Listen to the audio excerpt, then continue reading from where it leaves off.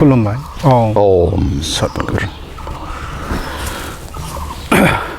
गिबियावनो ब्रह्म गियान नायगिरि साफ्रोमबो आइ आफामोननिसिम बे समाव अननाय सिबिनाय खुलुमनाय आरो गाहाम अनसायनायखौ जासिग्रोबाय। दिनै जों मोनसे गोदान आयदा लानानै फैदों। सत्य सनातन धोरोम फोसावगिरि गायसनगिरि परमहंस शिवनारायण स्वामी आफानि दिनै रुंसारि सान माघी पुर्णिमा। दा माघी पुर्णिमानि सायाव बा परमहंस शिवनारायण स्वामी आफानि सायाव जोङो बे समाव माखासे गोनांथार बाथ्राफोरखौ जोङो दिनैनि बे आयदानि गेजेरजों मिथिनो नाजागोन। बे समाव ब्रह्म गियाननि नैबे सावरायनाय आयदायाव जोङो सासे सावरायगिरि जोङो मोननो हादों। बे आफायानो जाहैबाय रमेश चन्द्र ब्रह्म, अधिनायक स्वरूप स्थिति प्रसार संसद सा सानजा। दा बिथांखौ जोंनि ब्रह्म गियान चेनेलनि गेजेरजों बे आफाखौ गिबियावनो बरायनानै लाग्रोनाय जाबाय। दिनै बे समाव नों आफानिफ्राय जोङो गुवारै मिथिनो नाजागोन। थारैनो परमहंस शिवनारायण स्वामीया बे सत्य सनातन धोरोमखौ बा ब्रह्म धोरोमखौ सुबुं माहारिनि गेजेराव माबायदि फोसावफैदों? बे जाबाय परमहंस शिवनारायण स्वामी। बेखौ जोबथा अबतार होननानै बुंदों। जे बियो लेखा फरा जेबो फरायनोबो रोङामोन। उन्दै समनिफ्रायनो बे न'निफ्राय ओंखारदों। 12 बोसोर बैसोनिफ्रायनो न'निफ्राय बिमा बिफानिफ्राय बिदाय लानानै बे ओंखारदों। ओमफ्राय बे मुलुगनि दुखु जारलाखौ उद्धार खालामनो होननानै बिमा बिफाखौ गावनि 4 फिसाज्लानि मादाव सासे थैबाय होननानै साननानै लादो। बेबायदि होननानै बे ओंखारबोदों आरो ओंखारनानै बिदिनो भारतबर्षनि गुबुन गुबुन जायगायाव गिदिंथिं महापुरुष महात्माफोरनि बै समनि साधु ऋषिफोरनि खाथियाव बायदिसिना सोंलु सोङै गियान लादोंमोन। आरो बिनि सोंलुआ ओरैबायदिमोन, खायसे साधु सन्यासिफ्रा फिननायखौनो होनो हायामोन। जेरैबायदि बियो सोंलु सोङोमोन जे आं सोर, बहानिफ्राय फैदों, बहा थांगोन, बेयाव फैनायनि थांखिया मा, आरो परब्रह्म बा ज्योति स्वरूप भगबान दं होननाय खोनादों, बियो नुजानाय ना नुजायै, बेफोर खोथाखौ साधु सन्यासिफोरनाव बियो सोंदोंमोन। नाथाय सोरबाया हायाखै फिननायखौ होनो। जाय सोंनाया माने गावनियावनो सोमजिदों बे धन्य, बे बेक्तिया धन्य ओरै होनना बुंदों। आरो बे बेक्तियानो बिनि फिननायखौ होनो हायो ओरै होननानै साधुफ्रा बुंदों। दा बे लेखायनो बियो जन्मगत भाबै आध्यात्मिक गियान सम्पन्न परब्रह्मनि मोनसे अंश स्वरूपै बियो गिदिं जेराव मेराव हर थानानै जेराव मेराव माबानानै उन्दैनिफ्राय बे देरजासिम बोरायजासिम गिदिंथिं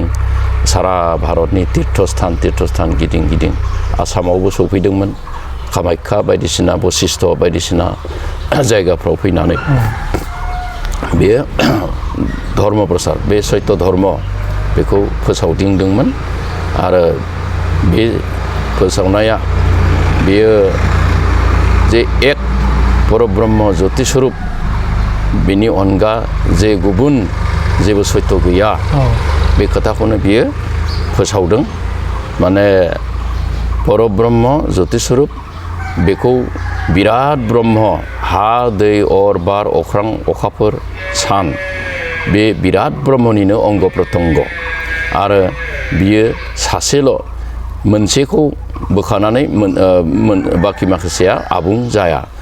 जेन'बा हाखौ बोखानानै बे परब्रह्म एबा बिराद ब्रह्मआ आबुं जाया, दैखौ बोखारनानै बेयो आबुं जाया। बे गासैबो 7था धातुआ मोनसेयानोल'खा आरो मोनसे स्वरूपै परब्रह्म ज्योति स्वरूपा बेरखांनानै सान अखाफोर महरै बेरखांनानै बियो मुलुगखौ दैदेनबाय थायो, सामलायबाय थायो। आरो बेनो जिउ महरै जिउ महरै जिबि जिरादनि देहायाव थानानै सारा बे मुलुगखौ दैदेनबाय थायो परिचालना खालामबाय थायो बे जिनिसखौ बे परमहंस शिबनारायण स्वामिया माने सत्य होननानै फोसावदिंदों फोसावनानै बियो जे प्रतिष्ठा खालामदों जे एकमात्र बे ज्योति स्वरूपाल' सत्य बाखि गुबुनफ्रा सत्य नङा माने बे मानसिनि काल्पनिक आरो मिजिं खालामनानै सानबोलावरिजों दैदेननाय माखासे साम्प्रदायिक नीति नियम दा बेखौनो धर्म होननानै मानसिफ्रा फालिदों दा बेवहायनो असान्तिया बेजों बे हेंथा हेंथि जोबनो थाङाखै आरो बियो एक सत्य सत्य प्रकाश गावनो गाव बेरखांनानै थानाय मुलुग महरै नुजानाय जिब जिराद महरै नुजानानै बियो मुलुगनि गासैबो जाबोतिय माबाखौ दैदेनबाय थादों सामलायबाय थादों दा बेखौनो बे मोनसेल' सैथोखौनो फोथायनानै बयबो जग्य आहुति होनाय बे जाबाय परब्रह्मनि अनजाथाव खामानि होनदों बे जग्य होनायनि गेजेरजों मुलुगखौ सोदांनानै मुलुगनि बार मण्डलखौ सोदांनानै माने रग आजार बेमार आजार गैयै हिंसा हिंसि गैयै मोनसे मुलुग स्थापन खालामनो थाखाय बे धर्मआ जथेस्थ होननानै बुंदों बेनिखायनो परमहंस शिबनारायण स्वामियानो माने गासैबो धर्मनि सार मर्मखौ गुबै बाथ्राखौ बुथुमनानै बेयो फोसावदों दा बेखौ बयबो गनायनो हायोबा मुलुग हिन्दु खृष्टान मुस्लिम गासैबो जग्याहुति होनानै मुलुगाव सान्ति लाबोनो हायो अनलायनो हायो बिजों बे बिश्वास फोथायलायनानै जोङो अनलायनानै जायखि जिखि धोरोमाव थाया मानो मात्र जग्यल' होनांगौ होननानै बे परमहंस शिबनारायण स्वामिया जायगा जायगा बुंथिंलांदों आरो बेबादियैनो बियो फैयै फैयै गुरुदेब कालिचरन ब्रह्मआ बिनि बिजाब सारनित्य क्रियाखौ मोनफ्लांनानै जे बै समाव बर' जाथिया अलखदाव गोग्लैदोंमोन दा बे जातिखौ माबोरै हमथानो हागोन बेखौ गुरुदेबा सानै बे लेखाखौ फरायनानै मोनफ्लांनानै माथो बियो अलखदाव गोग्लैनाय बर' जातिखौ बिनि गेजेरजोंसो हमथानो हागोन बेखौ साननानै बे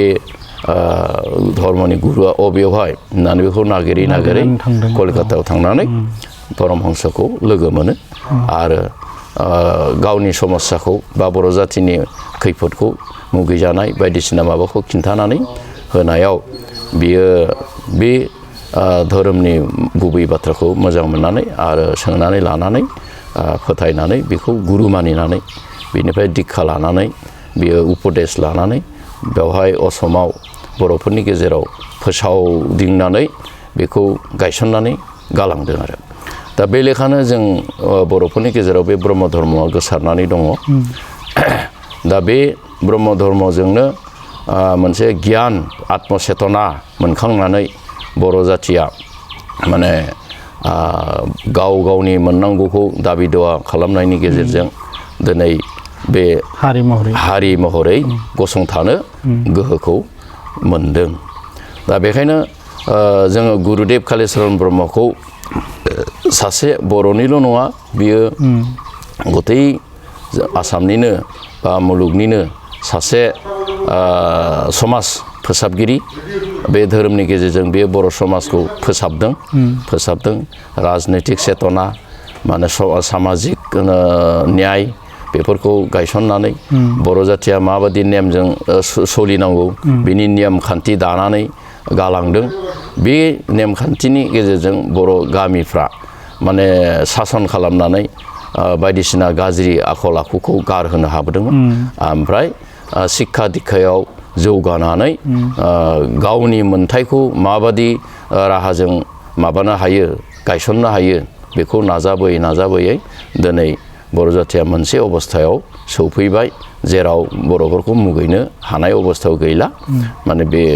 मोनसे जौगाखां हारि महरै नुजानो हादों दा नुनो मोनो परमहंस शिबनारायण स्वामी बे आफाया गुबुन साधुफोर बायदि बिथाङा नङामोन बिथांनि धोरोम फोथायनाय आरो फोसावनाय आदबफोरा गुबुनमोन दा गुबुनफोरनि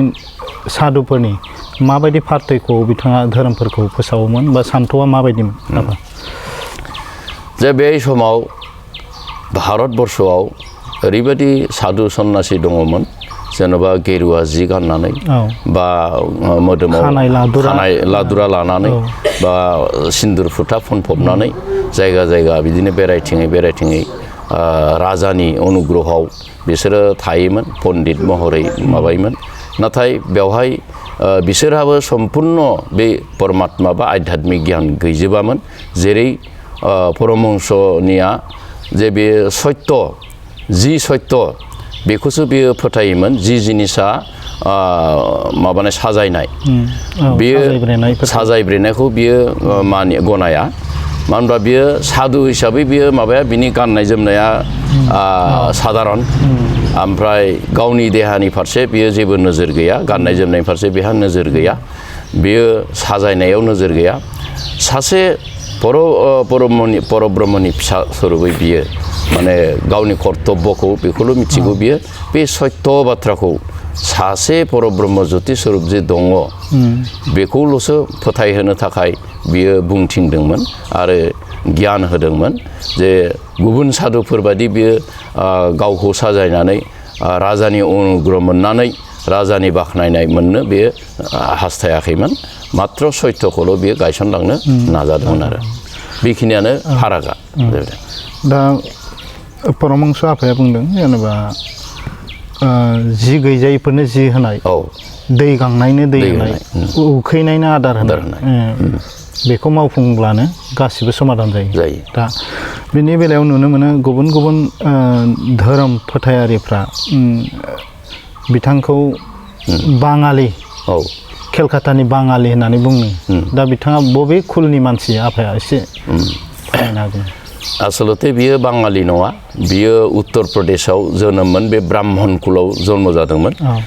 बिनि गुबै रावा हिन्दी भाषीमोन बियो दा बेवहाय बे कलकातायाव बेहा शिष्य थानायखाय जेरै मोहिनी मोहन चट्टोपाध्याय बिनि गाहाय शिष्यमोन बियो बाङालि मानसिमोन आरो जोबोद शास्त्रज्ञमोन शास्त्र गोरोंमोन बे मोहिनी मोहन चट्टोपाध्याया बियो हिन्दी रावावसो माखासे बिजाबफोरखौ जेरैहाय परम कल्याण गीता बे हिन्दी रावाव दङमोन दा बेबायदिनो बेफोर बिजाबखौ बै मोहिनी मोहन चट्टोपाध्याया बांला भाषायाव लिरस्लायो आरो बिनि उन थाफानानै बिनि बोसोनफोरखौ जथायनानै बियो बे सयखान बिजाबखौ लिरदों बांला रावाव कलिकातायाव बांला राव सोलियो नालाय बे रावै बे लिरदों नाथाय बियो कलिकाता बा बाङालि धर्म नङा बे सनातन धर्म बे बयनिबो आजावजाथाव धर्म बे बबेबा मोनसे जातिनि बबेबा मोनसे हारिनि बबेबा मोनसे रावारिनि थाखाय नङा जेरै बे ज्योतिस्वरूप सान अखाफोरा रावनिबो नङा बाङालिनिबो नङा बबेबा बर'निबो नङा बबेबा ख्रिस्टाननिबो नङा बबेबा मुसलमाननिबो नङा बियो सारा मुलुगनिनो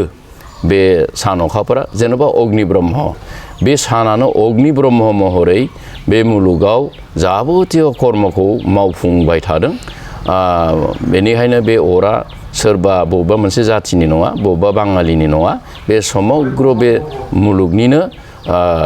बे जिनिस मुलुगनो ओंखायनो मुलुगनि मंगलकारि होनना बुंदों बे अग्नि ब्रह्मखौ माने बे साना मुलुगनि खामानिखौ गाव मावनो हायै बादियै माने अर महर लानानै जाबोतिय खामानिखौ बे मावफुंदों जेनेबा अर मावनायखौ दैया मावनो हाया दै मावनायखौ बारा मावनो हाया बेबायदिनो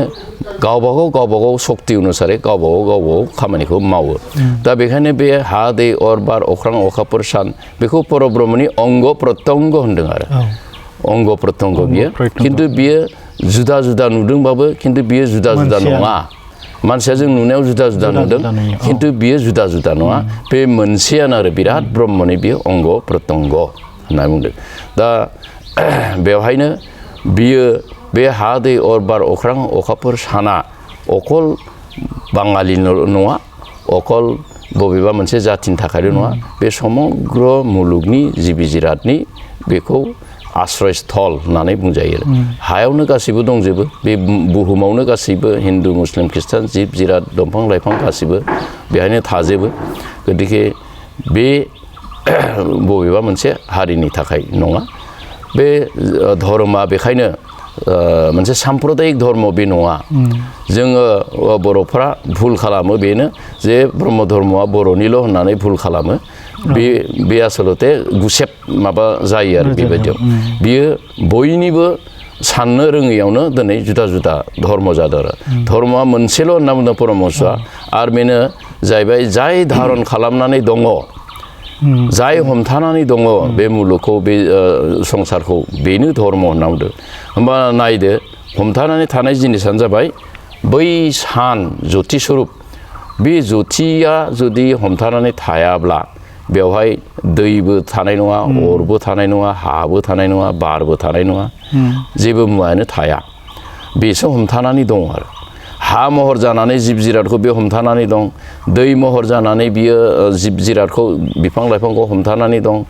अर महरै बियो माने हमथानानै दं देहायाव मानसिफोरनि बा जिब जुनारनि देहायाव बिदुं दुंनाय होनानै गुदुं लाखिनानै फोथांनानै हमथानानै दं बेबायदिनो बार महरै जिउ महरै हां महरै बियो मुलुगखौ जिब जिरादखौ हमथानानै दं अख्रां लांदां महरै बियो गन्थं गुदुं खोमा गुदुं पायखाना गुदुं बेबायदियै देहाखौ थांनानै थानायनि राहा खालामनानै हमथानानै दं बेबायदिनो अखाफोर गोसो महरै माने जिब जिरादाव साननाय हनाय सोमजिहोनानै बोरै मावब्ला बोरै मा जायो बेफोरबायदियै सारा प्रतिजन बेक्तिनि अन्तराव बे प्रेरणा होनानै संसारा माबायदि सलिनांगौ बेखौ बादि महरै बे हमथानानै दं बेबायदिनो बे जोबथारनायाव गासैनिबो गुदियानो जादों ज्योति स्वरूप सान नारायण जाय गैयाबा बे मुलुगा दसेबो एक सेकेन्डबो थानो हाया आरो जाय दङबा गासिबो थाजोबो बेनो जाबाय धर्म बेनो हमथानानै दं बेखौसो धर्म होननानै परमहंस शिबनारायण स्वामिया बुंदों आरो बे धर्मखौसो बयबो फोथायनांगौ होनदों आरो बेनो ब्रह्म बेखौनो ब्रह्म होनदों आरो बिनि नामा जाबाय ओमकार बे ओम होननानै बेखौ गाबज्रिनांगौ सानफ्रामबो ओमफ्राय जप खालामबाय थानांगौ ओम सद्गुरु मानोना बिनि नामानो ओमकार आरो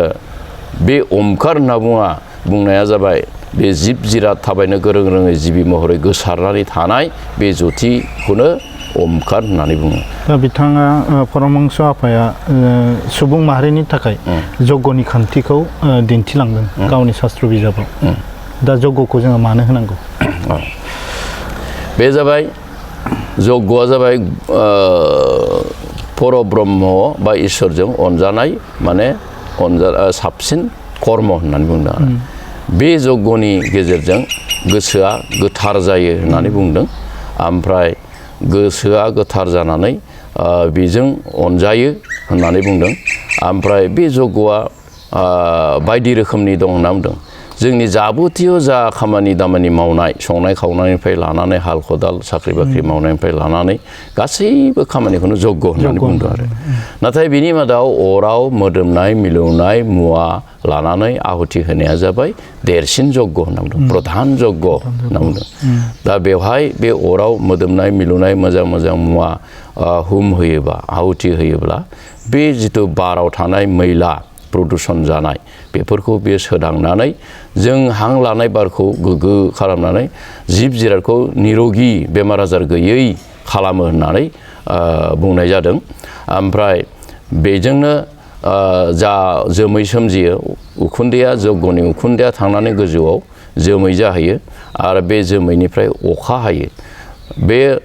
हानिफ्राय थांनाय बा लैथोमानिफ्राय थांनाय दैनि जा संख्रि गोनां दै बेफोरो खफ' जानानै गोजौआव थाङो बे संख्रि बायदिसिना मैलाखौबो हजोंहाय बिद्युतआ अर्थात मोब्लिबा बे मैला गोनां बा जोमैखौ अखा खोरोमनानै बा बिद्युतजों बे मोब्लिबजों खामनानै सोदांहैजोबो बे सोदांनाय गोग्गो जेबो मैला गैयै दैयासो अखा महरै बुहुमाव गोग्लैयो आरो बे अखाजोंनो हायाव बायदिसिना गांसो फिथाइ सामथाइ मैगं थाइगं बायदिसिना माबानानै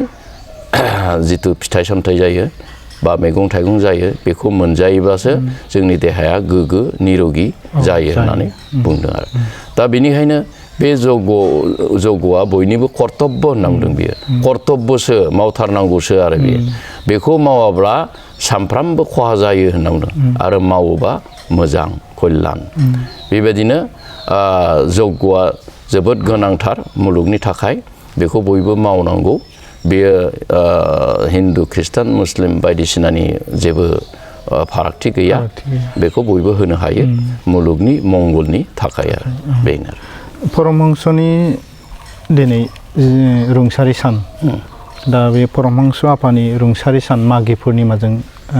सोमोन्दो थानाय मोनसे गेदेर फोरबो दा गेदेमा बिथांनि बे रुंसारि सानाव जोंनि सिबियारि आइ आफामोनखौ बे गोथार सानाव मा खावलायगोन बे जाबाय परमहंस शिबनारायण स्वामीया 1830 शकाब्द होननानै बुंदों 1830 शकाब्दनि मागनि 22 थारिखआव 22 थारिखआव माने बियो मागि पुर्निमा बै दिनाव मागि पुर्निमा गोग्लैयोमोन बे दिनाव बियो रुंसारि जालांदों बेयो मोनसे ओरैबायदि अबस्थायाव बियो रुंसारि जालांदों जे बे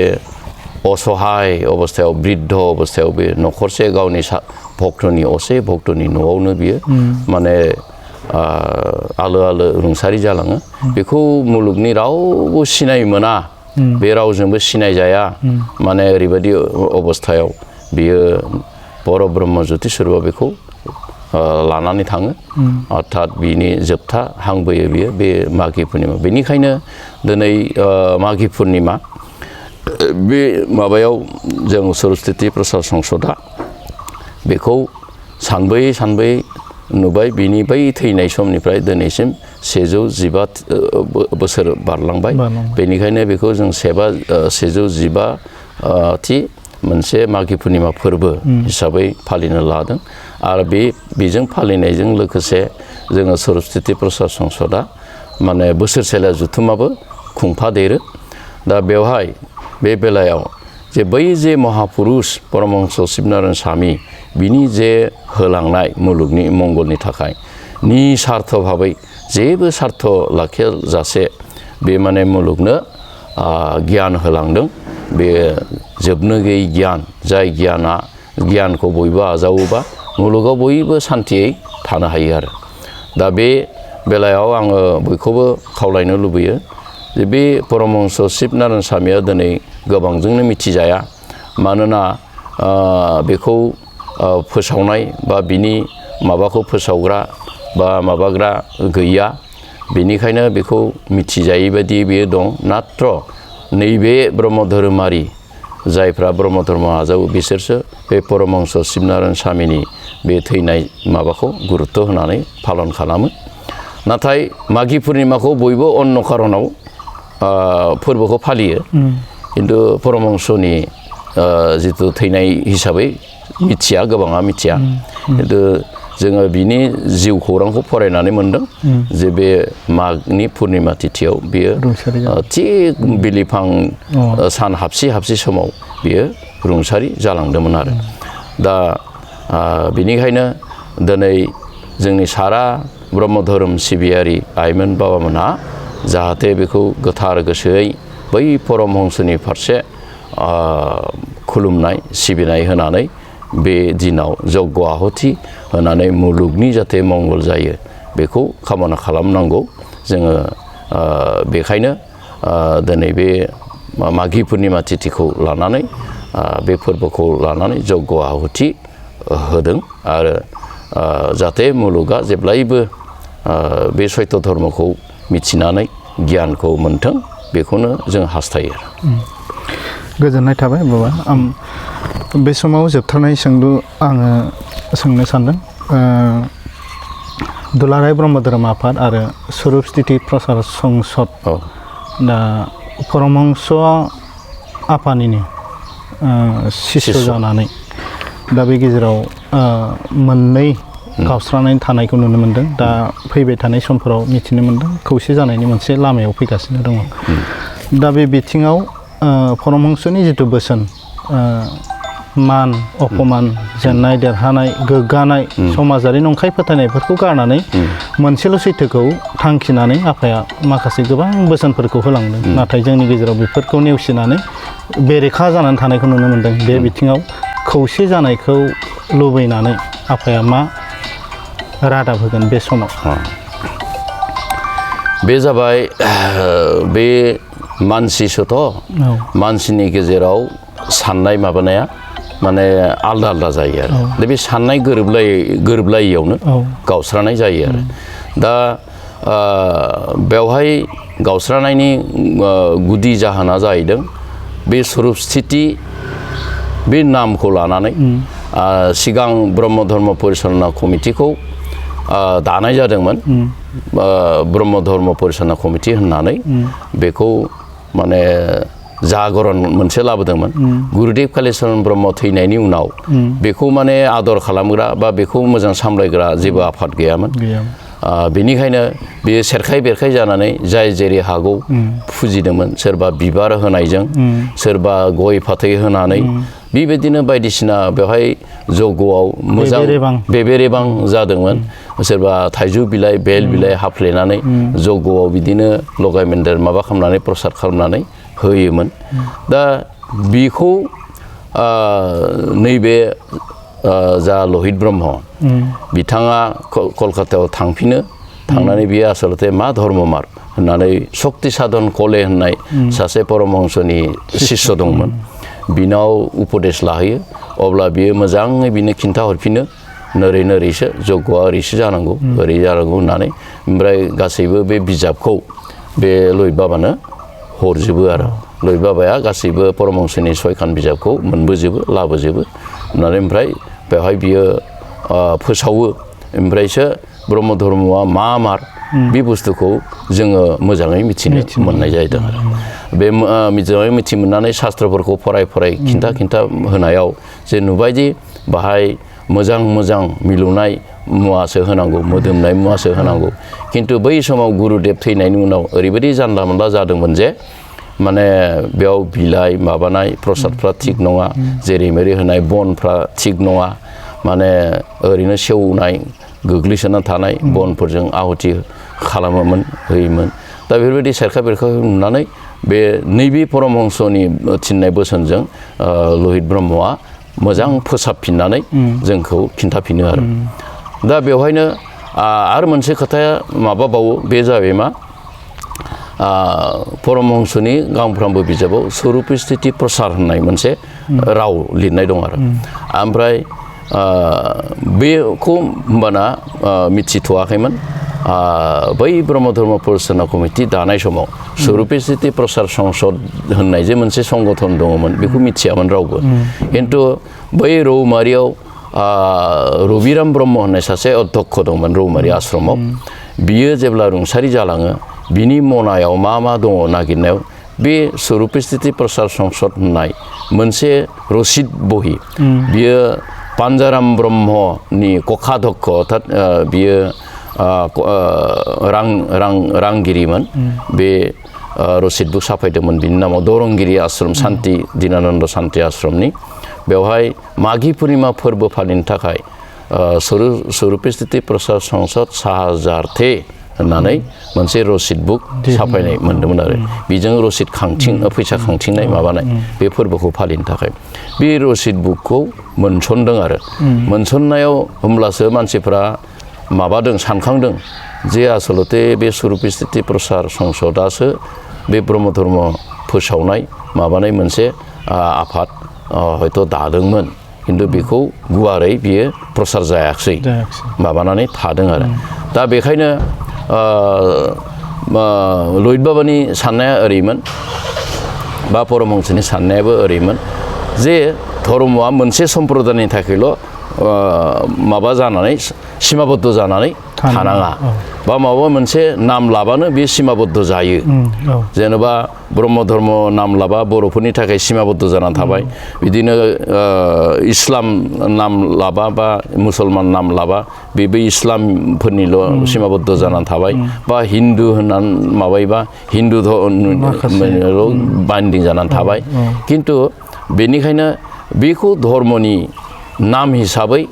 ब्रह्म धर्मखौनो फालिगोन खिन्थु बेखौ फोसावनाय माबाया जाहैबाय स्वरुप स्थिति प्रसार होननानै बे जाहैबाय मा स्वरुपाव स्थिति जाहैनांगौ बे थांखि ब्रह्म धर्म फालिनायनि थांखिया जादों स्वरूपाव स्थिति लाब मोनहैनाय खालामहैनाय बेनिखायनो बे थांखिखौनो लानानै थांखियानो नाम स्वरूपै थाथों होननानै बा स्वरूप स्थिति प्रसार संसद बेखौ लहित ब्रह्मआ बै ब्रह्म धर्म परिचालना कमिटिनि सिङावनो मोनसे फोसावदिं आध्यात्मिक फोसावगिरि हिसाबै मोनसे आफाद साब कमिटि हिसाबै बेखौ लाबोबाय थादोंमोन आरो लहित बाबाया ब्रह्म धर्म परिचालना कमिटियाबो थाबाय मेन एडमिनिस्ट्रेटिभ माबा हिसाबै ओमफ्राय स्वरूप स्थिति प्रसार संसदआ जाबाय मा माने बै आध्यात्मिक सरसा परमहंसनि शास्त्रफोरखौ फरायनानै फोसावदिंग्रा मोनसे साब कमिटि बेबायदियै बेयो बोसोरनै बोसोरथामसो बिदिनो लाबोबाय थादोंमोन उनावहाय बेखौनो जोंनि गेजेराव मोजां बुजिलायैयाव मोनसे बै 2006 सनाव काजलगावआव सदौ ब्रह्म धर्मनि मोनसे जयैनो दंमोन बाहाय अधिवेशन खुंनायाव ओरैबायदि मोनसे दलादलि जादों बेनो जाबाय मोनसे ग्रुप सृष्टि जानानै स्वरूप स्थिति नामनि एगेन्स्टै बिरोध खालामदोंमोन आरो जे बुंनाय जादोंमोन जे स्वरूप स्थिति प्रसार संसद नाम लानानै फैगौ कार्बि आंलंनि अधिवेशनाव थांनो मोननाय नङा बेबायदि मोनसे भक्त सभानि गेजेराव बिदि मोनसे उग्र मोनसे आवाज खोनानानै दुखु मोनलायनाय जादों आरो बे दुखु मोनलायनायनिफ्रायनो गावस्रालायनाय जादों आरो बेबायदि मोनसे माबा जानायनिफ्राय ओमफ्राय दा बे थांबाय गावस्रानाया जाबाय दिनै 16 बोसोर दिनै 14थि बोसोर जों फालिगासिनो दं 16 बोसोर जानानै थांबाय बे स्वरूप स्थिति प्रसार संसद आरो ब्रह्म धर्म परिचालना कमिटि बे मोननै गावस्रानानै थाबाय लहित बाबाखौ बै समाव प्रधान प्रसारक हिसाबै दुलाराय ब्रह्म धर्म परिचालना कमिटिया बिथांनो दायित्व होदोंमोन बिथाङा बेवहाय जगदान हैयाखिसै लहित बाबाया जगदान हैयैनि फलाव बिनि अनुगत शिष्यफ्रा बिजों थाफाजोब्बाय दा जाय स्वरूप स्थिति प्रसार संसदआव दङ बे हिसाबै बे थाङैखाय रावबो थाङाखिसै बिदिनो गावस्रानाय जादों आरो ओमफ्राय दा फारागथिया ओरैबायदियाव दङ जे सदौ ब्रह्म धर्म बा दुलाराय ब्रह्म धर्म आफादाव शास्त्रनि बोसोननि बादगा माखासे मावनाय खामानि दङ जेमोनबा आध्यात्मिक माबायाव बै दामनाय देनाय मोसानाय थाफोरबा माने आध्यात्मिक माबाया गोथौयै माने माबा जाया बेखायनो बेखौ लाफानाङा होननानै गुरुदेब कालिचरण ब्रह्मआबो बुंलांदोंमोन बे दामनाय देनाय मोसानाया आलदा जाथों बा आलदायै बेखौ सरसा खालामनांगौ बर'नि हारिमुखौ लाखिनो थाखाय आलदा मोनसे हारिमु आफाद बियो थाजायो जाथिनि माबाखौ लाखिनो थाखाय किन्तु नैबे आध्यात्मिक जिथु जों इसोर सिबिनाय खामानियाव बेखौ लायोबा बे तामसिक जायो होननांदों तामसिकजों जों इसोरखौ मोननो हाया दा बेफोरखौ नुनानै नै दा जों गोरोबनो हायाखै ओमफ्राय जिथु फिरफिला थिखांनाय दुलाराय ब्रह्म धर्म आफादा बेखौ सोसनदों आगोल गैयामोन जेब्ला जों एरायबाय बे समनिफ्राय बियो गायसनदों फिरफिला थिखांनायखौ खालामदों दा बेखौबो स्वरूप स्थिति प्रसार संसदआ ओरैबायदि सानना लायो जे फिरफिला जाबाय बे ज्योतिस्वरूप सान नारायण फिरफिला गथै मुलुगनि फिरफिला बियो माबानानै दङ गतिके जों दा बे फिरफिलाया जाबाय बेयाव जेनेबा जों सान आखिगोन बे सान आखिनाय बे जिनि माबाखौ पताकाखौ जोङो जेनेबा सेलुट खालामबाय बा खुलुमबाय बे माने काल्पनिक जागोन बे फट'खौ खुलुमनाय जायो किन्तु बिनि साय जेब्ला साना थिग टाइमाव ओंखारबाय बे टाइमाव बयबो भक्तफ्रा ज' गसंनानै बे फिरफिला थिखांनायाव जेरैबायदि सोरगिदिं गसंनानै फिरफिलाखौ सेलुट होयो बा माबा बोखोयो थिग बिदिनो बे टाइमाव जोङो बै परब्रह्म ज्योतिस्वरखौ बयबो सनमान खालामबानो बे फिरफिला थिखांनाय जायो आरो बेखौ खालामबानो होमबानो बे मोनसे माबाया जोबगोन आरो ओमफ्राय बिदिनो मोसानाय मुसुरनाय बेखौ बिरोध दङ ओमफ्राय बे फिरफिला थिखांनाय ओमफ्राय मोनसे खोथाबाव गुरुदेब कालिचरण ब्रह्मखौ मुसुखा खालामनानै जिथु बिबार होनानै खुलुमनाय बियो परमहंसनि माने हेंथा खामानि जायो आरो जेनेबा परमहंसआ होनदों बिबार खानो नाङा होननानै शास्त्रआव माना खालामदों जे बिबारखौ बिफाङावनो थानो होनांगौ मानोना बाहाय मोदोमनाय 1 माससो थायो बिबारनि मोदोमनाया बेखौ अबथिरा खानानै माबायोबा फेसेवोबा बे दुर्गन्धसो जायो आरो बेखौ खुनु मोदाय दावनानै बबेबा मुर्तिनि माबायाव होनानै दाखुलुम होननानै परमहंसआ बोसोन होलांदों दा जोङो बेखौ गुरुदेबनि मुसुखा बानायनानै गुरुदेबनि माबायाव मुसुखायाव होनानै बिबार बावनानै खुलुमोबा बे माने परमहंसनि बेरेखा जायो आरो दा बेखौ बोखारोबा जों ज' जानो हायो ओरै होनना बुंदों ओमफ्राय गुरुदेबखौ जोङो बिनि खामानि आदर्शखौ मावनानै बिनि मान सन्मानखौ होनांगौ जों बे मा खालामदों मा मादों बेखौ जों सरसा खालामनांगौ बोसोरे ओमफ्राय बेखौ जों अन्तराव लानानै भक्ति श्रद्धा खालामनांगौ खिन्थु बै मुसुखायाव खुलुमोबा गुरुदेबखौ खुलुमनाय जाया मानोना सोरबा सासे गोथां मानसिनि फट'खौ लानानै जों खुलुमबा बै गोथां मानसिया गावखौ खुलुमदों ना मादों बे जेबो मिथिया थिग बिदिनो गुरुदेबनि मुसुखायाव खुलुमबाबो बे गुरुदेबा जेबो मिथिया थैनानै थांबाय बियो जाबाय थैनानै थांनाय मानसिखौ खुलुमनो गोनांथि गैला दा बेखौ जों मान श्रद्धा होनांगौ बे बयनिबो गोनां गोरबोजों बा बिनि गोसोखां सान फालिनानै बिनि मावनाय दांनाय बिनि कर्मराजिखौ जों सावरायनांगौ थुनलाइ सोरजिनानै बेखौ प्रसार खालामनांगौ बेखिनिखौ खालामनांगौ आरो दा बेफोरबायदि मोननैसो हेंथा दं मोननैसो माबा दा बेखौ जुदि बोस्रांलायोबा ज' जानो हायो होननानै जोङो सानदों बा जोङो ज' खालामनो नाजाबाय थादों भक्तफोरनि जों मतामत नङाबा ज' खालामनो हानाय नङा भक्तफ्रा बयबो गोसो जानांगोन माने मनजों गोरोबलायनांगोन आरो फैबाय थानाय कअर्डिनेसननि जिथु हाबाफारि सुबुं गौमा बेनि गेजेरजों सुस्रांजागोन होननानै माबाफोर साननाय दं नामा दा बे जाबाय जोङो मोननैबो आफादा गावबागाव आफादखौ सिफायनानै बेहाय ज' जानो हायै खारनावनो कअर्डिनेसन कमिटिखौ दानाय जाथों होननानै जोङो दाहोनाय जादों आरो बे कअर्डिनेसन कमिटियानो खौसेथिनि खामानिखौ मावलांबाय थानो हायो आरो जदिअ स्वरूपस्थिति प्रसार संसद आरो ब्रह्म धर्म दुलाराय ब्रह्म धर्म आफाद मोननै आफादबाबो बे कअर्डिनेसन कमिटिया मोननैखौबो रिलेसनाव लाखिनानै मोनसे खौसेथिनि खामानिखौ मावलांबाय थानो हायो आरो आलदा आलदा आफाद थाबाबो जेबो डिफारेन्स गैया जेरै दा जों महाजग खुंनो नागिरदों बेवहायबो जोंनि खौसेथिया बेरखांगोन आरो बेबायदिनो आलदा आलदा कमिटिया थाथों खिन्थु जोंनि मावनाया खौसे जोंनि साननाया खौसे एज ए ब्रह्म धर्म हिसाबै कअर्डिनेसनानो माने सामलायनो हायो बेनो माने उत्कृष्ट लामा आरो रावखौबो नारसिननो हाया जे नोंसोरो ज' जाफै रावखौबो माबानो हाया जे जों मावनाय बायदि माव बयनिबो माबायाव जों आघात होनो हाया माबानो हाया बेनो आरो खोथाया आच्छा गोजोननाय थाबाय बाबा दा बे समाव आफानिफ्राय जोङो बे समाव गोबां बाथ्राफोरखौ जोङो मिथिनो मोनबाय गोथार मागि पुर्निमा परमहंस शिबनारायण स्वामी आफानि दिनै रुंसारि सानजों लोब्बा लाखिनानै परमहंस आफानि गोबां बाथ्रा आरो दुलाराय ब्रह्म धोरोम आरो स्वरूपस्थिति प्रसार संसदनि जिथु जेंनाफोर बे गासै बाथ्राफोरखौ हाननानै दिनैनि बे सावरायनाय आयदाखौ जोङो बेखिनियावनो दोनथ'नो सानबाय जोबथारनायाव दिनैनि बे बेसेन गोसा समखौ होनानैब्लाबो बे सावरायनायाव बाहागो लानायनि थाखाय गेदेमा सावरायगिरि आफानिसिम बे समाव फिन खुलुमनाय आरो सिबिनायखौ जासिबाय बे समाव साफ्रोमबो नायगिरि आइ आफामोननिसिम दिनैनि बे आयदाखौ जोङो बेखिनियावनो दोनथ'नाय जाबाय गोजोन्थों खुलुमबाय